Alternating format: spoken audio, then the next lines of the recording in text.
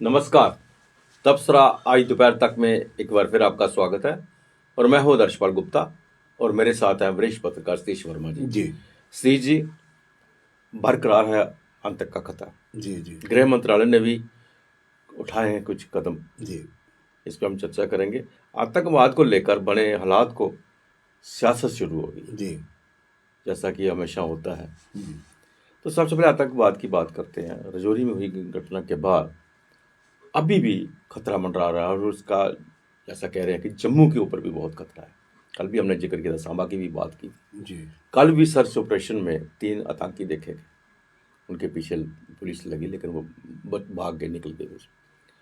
उसको लेके अब सियासत शुरू हो गई है।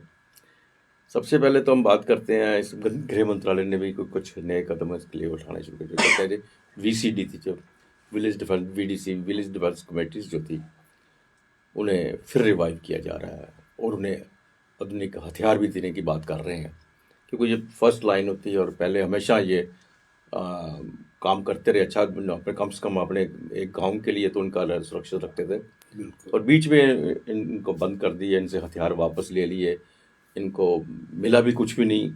उसी वजह से अब वो जो हालात बने हैं, इसमें गृह मंत्रालय सोच रहा है कि इनको फिर रिवाइव किया जाए और अच्छी तरह से किया जाए। अच्छे नहीं, आप बिल्कुल ठीक कह रहे हैं। हमें देखिए, अगर आप पहले घटना की बात करें, इस घटना को लेकर अभी भी लोगों में गुस्सा बरकरार है। इस घटना को 1 तारीख को ही थी, आज 4-5 तारीख होने को जा रही है।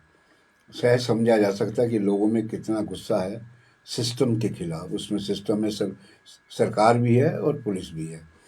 तो उसको लेकर आज प्रेस कॉन्फ्रेंसें आज भी हुई हैं, चैम्बर में की हैं। कल हमने जिक्र भी किया था कि आखिर कहाँ हैं वो संस्थाएं जो थोड़ी थोड़ी बातों को लेकर मैदान में कूदती हैं। तो देर आए दुरुस्त आए, ये हम समझेंगे। कल वेयर हाउस फेडरेशन ने भी शाम को प्रोटेस्ट किया था, उसके बारे में हमने जिक्र किया था। कैंडल मार्च किया उन्होंने। आपने जिस जिक्र किया, देखिए कल रात नौशहरा में 3 संदिग्ध देखे गए, एक मोटर बाइक पर बिना नंबर की। कहते हैं कि जब वहाँ के सरपंच ने उनका पीछा करने की कोशिश करी तो वो मोटरसाइकिल गिरा के घने जंगलों की ओर भाग गए। उसके बाद सर्च अभियान चला, लेकिन अभी पता नहीं चला। ये जो घटनाएं हैं लगातार, ये सबसे बड़ा खतरा ये बताती हैं। आपको याद होगा कि पुंछ के अंदर भी सघन तलाशी अभियान चला था, राजौरी में भी चला। और जो 1 तारीख को घटना घटी, टेररिस्टों ने जो निर्दोष लोगों की हत्या करी, अल्पसंख्यक समुदाय के, वो भी अभी तक पता नहीं वो कहाँ छिप गए हैं। अगर ये सेम है, 3 अलग अगर हैं, वो 4 बताए जा रहे थे। अलग हैं, तो अभी आप सुनिश्चित तौर पे नहीं कह सकते कि आतंकी कितनी तादाद में और किन किन हथियारों के साथ छुपे हुए हैं। सबसे बड़ी बात यह है। और जो स्वाभाविक है खतरा है, और खतरा हमें, देखिए वो तो LOC की बात है, हमें तो जम्मू पे भी खतरा लगातार हम बोलते आ रहे हैं हमने। और राजौरी पुंछ को लेकर तो हम पिछले करीब मैं समझे 1.5-2 महीने जिक्र करते ही आ रहे हैं। जैसे अब अभियान चलता था हम कहते थे कोई ना कोई गड़बड़ है। तो हम समझते हैं कि जम्मू पे भी लगता है कि इनको थोड़ा और एहतियाती कदम उठाने होंगे। जहाँ तक आपने गृह मंत्रालय की बात करी, देखिए गृह मंत्रालय ने इस पर बड़ा कड़ा संज्ञान लिया है। वो इसलिए लिया है कि सब जानते हैं कि केंद्र की मोदी सरकार ने 5 अगस्त 2019 को जब विशेष दर्जा ख़त्म किया था, तब अन्य बातों के अलावा ये भी कहा था कि आतंकवाद को ख़त्म करने के लिए ये बेहद ज़रूरी है। उस बात को आज कई बरस बीत गए, लेकिन आतंकवाद घाटी से शिफ्ट होकर हमारे जम्मू प्रोविंस की ओर आ गया। ये सबको दिख रहा है और ये बड़ी चुनौती है। तो इसे लेकर कड़ा संज्ञान लिया है। एक डेली एक्सेलसर में संजीव प्रकाश, जिनका हम अक्सर जिक्र करते हैं, उनकी स्पेशल रिपोर्ट है। उन्होंने कहा कि अत्याधुनिक हथियार दिए जाएंगे, सेल्फ लोडिंग राइफल है, इंसास है, और इसके अलावा जो VDC ऑलरेडी एग्जिस्ट करते हैं उनको रिवैम्प किया जाएगा और नई VDC भी खड़ी की जाएंगी। आपने ठीक कहा कि VDC मेंबर से हथियार ले लिए गए थे, उसका विरोध भी चलता रहा। उन्होंने यहाँ तक कहा, जो अब चूंकि वो जिस ज़माने में आतंकवाद, ये हमें मालूम है कि 90 के दशक में एक्सट्रीम पे था, डोडा से शिफ्ट हुआ था रजौरी पुंछ की ओर। तो मैं समझता हूँ उस दौर में ये VDC की बड़ी अहम भूमिका रही है, और इन्होंने आतंकवाद को समाप्त करने में, उन पे अंकुश लगाने पे एक फ्रंट लाइन काम किया था। और आज फ्रंट लाइन की बात करें, इसको लेकर एक जो जम्मू ने भी बड़ा ऐसा बयान दिया है। उनका 2018 में जो उनके प्रमुख हैं एडवोकेट अंकुश शर्मा, उन्होंने कहा कि 2018 में इसको बीजेपी सरकार ने इनसे हथियार ले लिए थे, जबकि उसके बाद लगातार मांग उठती हमें हथियार दीजिए। आज स्थितियाँ फिर वैसी बनती दिखाई दे रही हैं, जो कि बेहद चिंता का सबब है।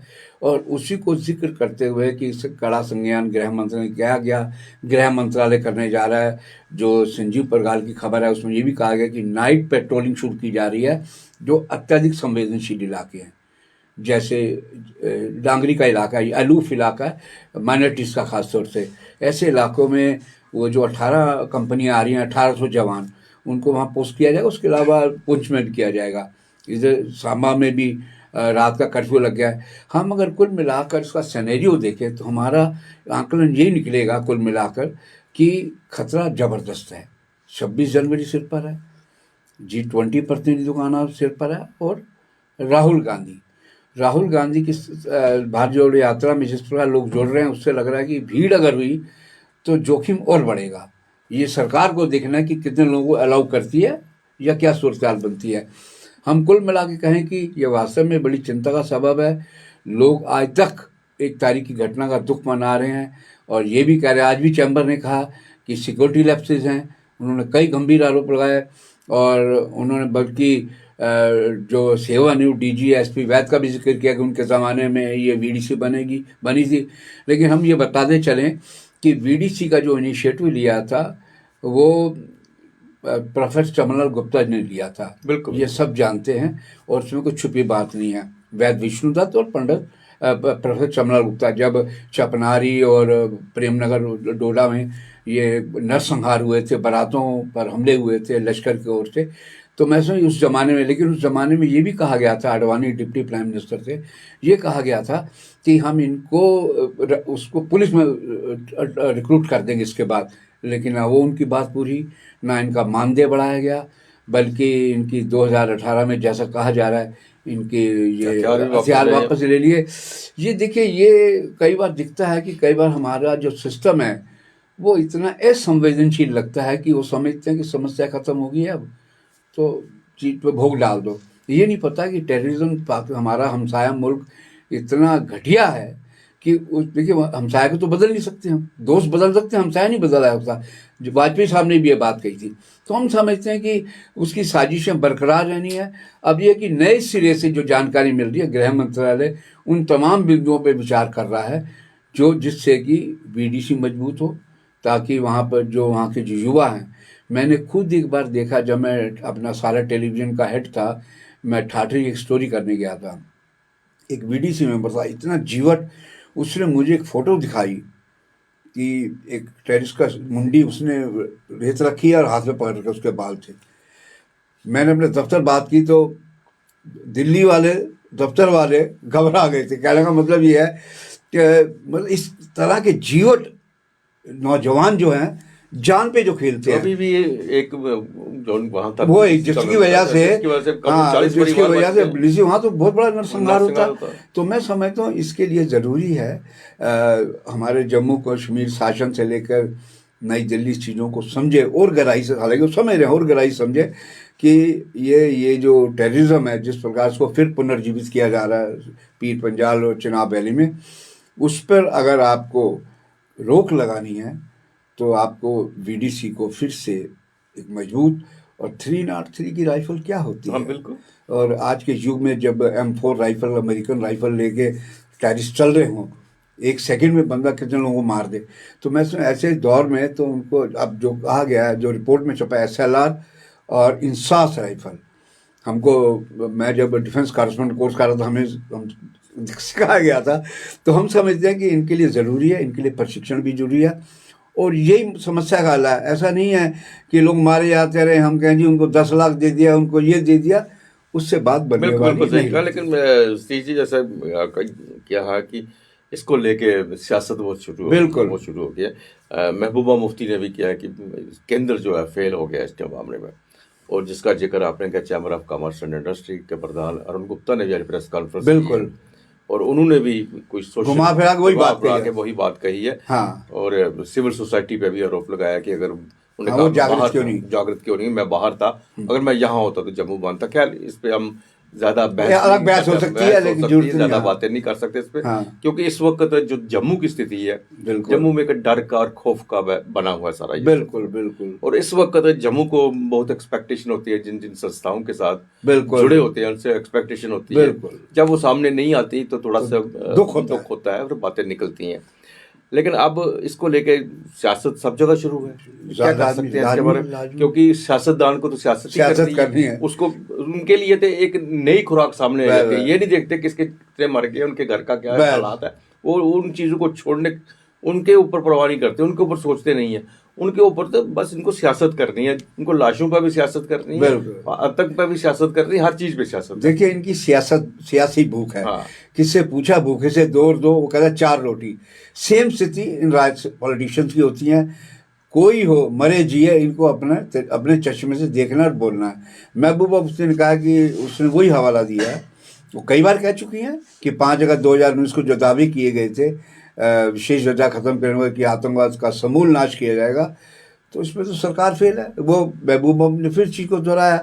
तो हम समझ सकते हैं कि आज ये सब नेता हाशिए पर हैं, चाहे वो फारूक अब्दुल्ला हों नेशनल कॉन्फ्रेंस के, या महबूबा मुफ्ती हों, या कांग्रेस के लोग हों, फिलहाल वो हाशिए पर हैं। और स्वाभाविक है कि जो सत्ता में होते हैं उस पर विपक्ष अपने ऐसे मौक़ों की तलाश में रहता है हमला करने के लिए। और जिस प्रकार के वो तर्क दे रही है महबूबा मुफ्ती, उनके तर्कों को भी काटना मुश्किल लग रहा है कि किस तरह से दावे किए गए थे और आज सूरत हाल आतंकवाद को लेकर क्या बनी हुई है। सरकार के दावे भी बहुत जल्दी आ जाते हैं, जल्दी आ जाते हैं, बहुत जल्दी आते हैं, और जब दावे करते हैं बिल्कुल उस पे कुछ ना कुछ उल्टफेर हो जाता है। बिल्कुल, ये बात देखने में आ रही है। बिल्कुल। आप देखिए ना, जम्मू शहर में कभी हमने पूर्ववर्ती सरकारों के दौरान इतने प्रदर्शन कभी नहीं देखे। पिछले 20-30 साल की बात करें, जितने प्रदर्शन अब हो रहे हैं। आपने दावे किए थे चांद तारे तोड़ने के लिए, लोग तरसने की रोटी के लिए। तो मैं ये कह रहा हूँ कि आपने अगर वादे किए हैं और उनकी मांग जेन्युइन है, कोई आपसे ऐसी, अब देखिए ना, जो माइग्रेशन करके कश्मीर से आए हैं वो सिक्योरिटी तो मांग रहे हैं अपनी। अगर सिक्योरिटी जब तक नहीं है तो उनको कहीं और एलोकेट करिए। इसी प्रकार जो डेली वेजर हैं PHE के, उनको भी कई महीने हो गए।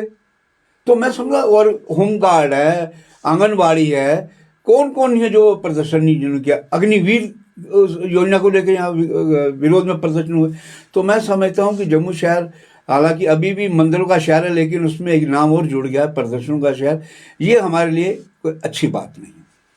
ये था तबसरा आज दोपहर तक का। बाकी खबरों के लिए आप देखते रहें PP न्यूज़ लाइव। नमस्कार।